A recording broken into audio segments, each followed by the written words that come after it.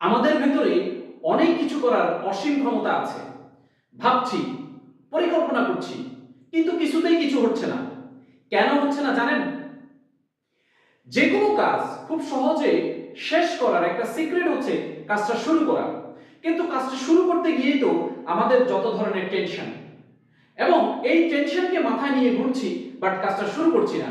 কাজ শুরু করার সিম্পল একটি সিক্রেট আজকে আপনার সাথে শেয়ার করব। 2 মিনিটের রুল।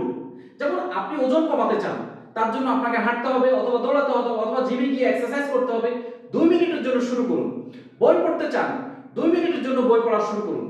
আপনি যেকোনো একটি কাজ শুরু করার ক্ষেত্রে এই 2 মিনিটের রুলটাকে আপনি ব্যবহার করেন, দেখবেন যে আপনার টনিকের মতো কাজ করবে এবং পারফেক্টলি আপনি কাজটা শুরু করতে পারবেন। এবং এইভাবে 2 মিনিট করে যদি আপনি বাড়াইতে থাকেন, একটা সময় কাজটা আপনার শেষ হয়ে যাবে এবং সে অসীম ক্ষমতাটাকে কাজে লাগিয়ে আপনি আপনার গন্তব্যে, লক্ষ্যে, আপনার স্বপ্নকে বাস্তবায়িত করতে পারবেন।